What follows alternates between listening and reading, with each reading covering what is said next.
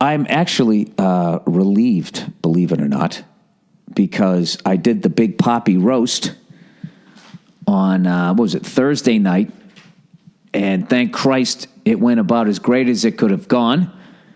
I'm not a big fan of doing roasts. You know what the last roast I did was? I did the Patrice O'Neal roast.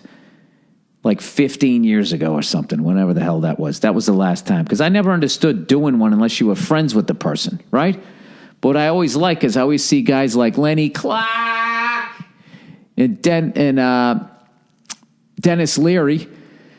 They're always hanging out at Red Sox games, getting up in the broadcast booth. And I'm like, I would love to fucking do some shit like that. I need to do more Boston hometown shit. So this thing came up and I'm like, why did it have to be a roast? And Nia chimed in. She's like, you should do it. So I said, yes, I'll do it. Then I had no time to fucking write because I was dealing with a bunch of other shit. And all of a sudden, it was a few days away. And I dealt with that roast, the way this country dealt with Y2K. You know? Well, we waited until the last second. Then we were like, oh, my God, what are we going to do? Like we treated it like a fucking giant term paper. That's what I did. And it was a race to Thursday, what I was trying to say. A race to the finish line. A race against time. And I actually figured out how my brain works when it comes to those fucking things. It's the same way it works for stand-up, but for some reason you think like a roast, I have to sit down and write jokes. That's not what I needed to do. I needed to put my daughter, is that my daughter in there? I had to put my daughter in the stroller and walk around the block. And then I had to, I smoked a cigar by myself on the back porch, and I just kept thinking of shit, and I would just videotape myself saying it. And then I had all these videos. And I forget if I told you this, you guys, this on, on Thursday. But I just watched the videos and I just spliced together every good one. Just transcribed them. And then I had the block of everybody, right? I had Poppy, Gronk, Pedroia, Josh Wolf, Lenny Clark, Sarah Tiana, Anthony Mackie. I had everybody that was on the fucking thing. And I just would put them underneath, each name.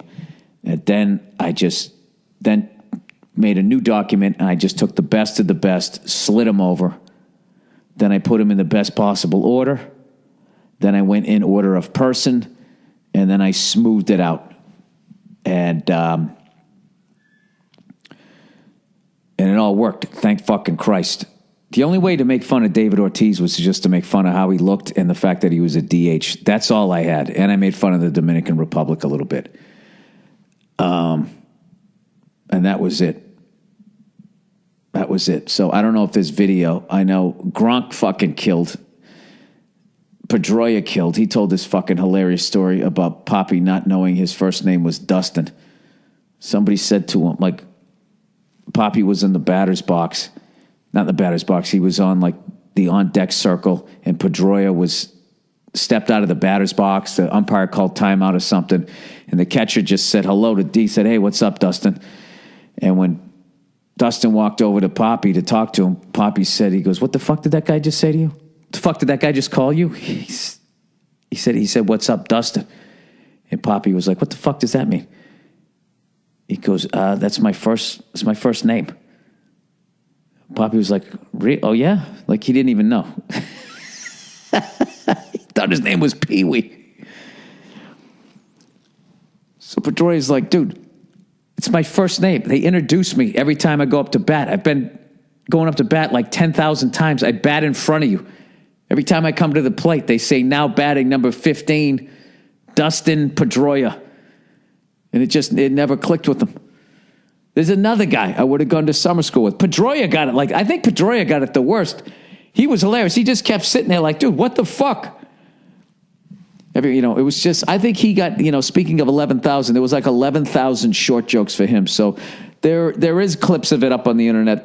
It wasn't the greatest organized thing. It was the first time they did it, and they didn't know how to do a roast. And you can't have people filming at it because a roast is so over the top, and that's how people get in trouble. And they take shit out of context and blah, blah, blah, blah, blah. It's completely fucking over the top. So, I don't know why. I don't know why they let people film. I don't know why things happen. Why did things happen like that? But anyways, I had to go on dead last, and everybody fucking killed. Lenny went up first, killed. Adam Ray went up dressed as a Yankee fan named Tony and just told everybody in the crowd to suck his dick and kept trashing Big Papi and then bragging about the Yankees' 27 championships, and the crowd loved it. While they were booing him, they were also loving it. He was fucking hilarious. Anthony Mackie killed. Sarah Tiana fucking destroyed. Probably had my favorite joke of the night. And then fucking Gronk went up, killed. Then Pedroia. And then I had to go up last. And it's one of those things, as you sit there, you're kind of losing angles as you go. So I tried to just go like a unique way. So with Gronk, I knew everybody was going to say he was stupid. So I was like, all right, I'm going to say he's smart. I'm going to go that way with it. By the way, he actually was commenting on how he hates going to concerts and how everybody sits there fucking looking at the concert through their phone. You know what I mean? How fucking stupid that is. I love everybody thinks that guy's dumb.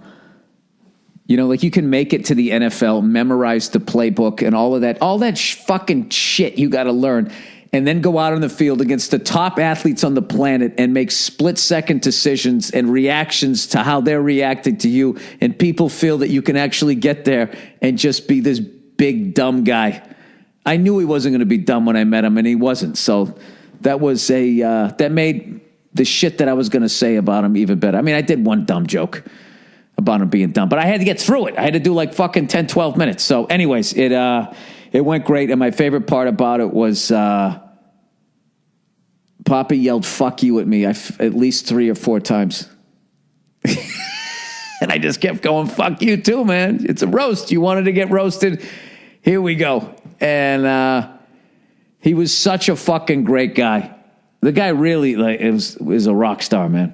His whole vibe is a fucking rock star. So when I finished, he got up off the chair and came over and gave me a big fucking hug and thanked me for doing it. Just really like one of the great fucking people I've ever gotten to do something like that for. So what was funny is I had just as much. I think I had more jokes about Lenny Clark than I did about Papi, just because I knew him, which is why I always feel like if you're going to do a roast, you should know the person. And what's hilarious is Lenny has been clean and sober for like a quarter of a century. And all of my jokes were about him just being a fucking, complete maniac. I talked to him basically like he wasn't sober. Like he hadn't been sober and he was, the best guy about, great sport about it. So anyways, long story short, I got through it. And I told you, once I got through that gig, the whole rest of my year, fucking nothing. Easy peasy. Everything's in my wheelhouse. It's the weirdest fucking year for me. All the crazy shit I had to do this month.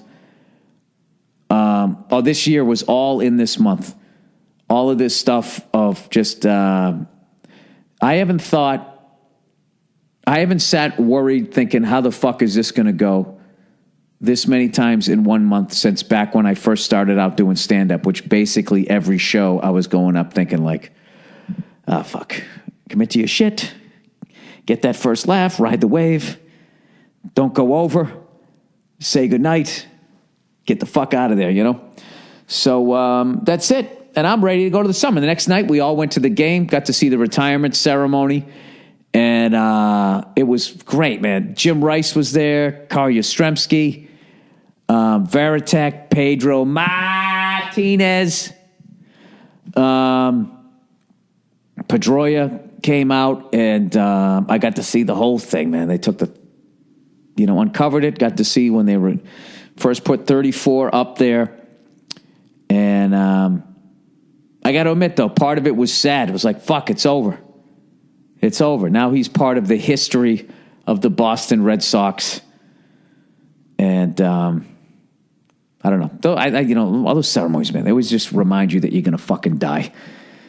Like, oh, now he's too old to play baseball. He's too old to fucking play, and I'm like 15 years fucking older than he is, or 10 years older than him. You know? Seeing Carl Yastrzemski coming out with all white hair. I should have known that was coming. That guy played until he was like fucking 40. Oh my God, I'm 9 years older than when that guy retired. Maybe he played like 43. I don't fucking know. This is getting depressing. How do I get out of this? How the fuck do I get out of this?